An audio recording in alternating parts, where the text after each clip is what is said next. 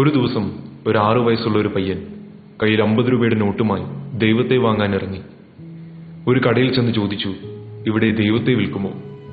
നീ എന്താ ആളെ കളിയാക്കുവാണോ? എന്തോ ഉടായ്പാണെന്ന് വിചാരിച്ച് ആ കടക്കാരൻ ചൂടായി ആ പയ്യനെ കടയിൽ നിന്ന് ഇറക്കി വിട്ടു. പയ്യൻ അടുത്ത കടയിൽ ചെന്നു, അവിടെ നിന്നും ഇറക്കി വിട്ടു.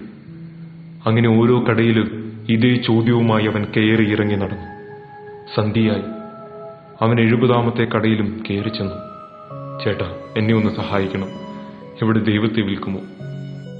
60 വയസ്സ് പ്രായം തോന്നുന്ന ആ മനുഷ്യൻ ആ കുട്ടിയോട് ചോദിച്ചു, എന്തിനാണ് നിനക്കിപ്പോൾ ദൈവത്തെ? ഒരാളെങ്കിലും തന്റെ ചോദ്യം കേട്ടല്ലോ എന്ന അത്ഭുതത്തിൽ കുട്ടി നിറകണ്ണുകളോടെ പറഞ്ഞു, 3 വർഷം മുമ്പ് എന്റെ പപ്പയും അമ്മയും മരിച്ചുപോയി. അത് കഴിഞ്ഞ് എന്റെ അങ്കിളാണ് എന്നെ നോക്കുന്നത്. പക്ഷേ അങ്കിൾ ഒരു ആക്സിഡന്റ് സംഭവിച്ച് ഇപ്പോൾ ആശുപത്രിയിലാണ്. ഇതുവരെയും ബോധം തെളിഞ്ഞിട്ടില്ല. ഡോക്ടർ പറഞ്ഞു, ദൈവത്തിന് മാത്രമേ നിന്റെ അങ്കിളിനെ രക്ഷിക്കാൻ കഴിയൂവെന്ന്. കുട്ടി വിചാരിച്ചു ദൈവം എന്തോ ഭയങ്കര അത്ഭുതമാണെന്ന്. അതുകൊണ്ട് കുറച്ച് ദൈവത്തെ മേടിച്ച് അങ്കിളിനെ കഴിക്കാൻ കൊടുക്കണം, അങ്കിളിനെ രക്ഷിക്കണം. ഇവിടെ ദൈവത്തെ വിൽക്കുന്നുണ്ടോ? കുട്ടിയുടെ നിഷ്കളങ്കത കണ്ട് അയാൾ കുട്ടിയോട് ചോദിച്ചു, നിന്റെ കയ്യിൽ എത്ര രൂപയുണ്ട്?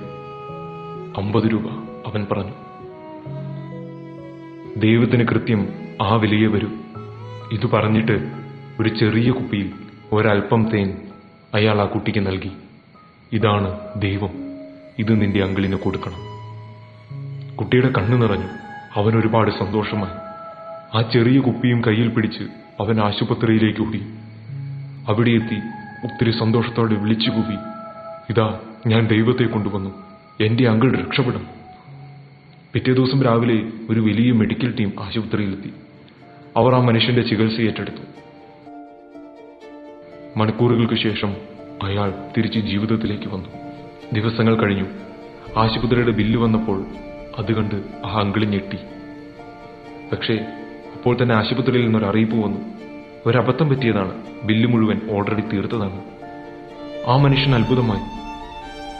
ഇയാൾ ആ കുട്ടിയോട് ചോദിച്ചു, എന്താണ് സംഭവിച്ചത്? കുട്ടി നടന്നതെല്ലാം പറഞ്ഞു.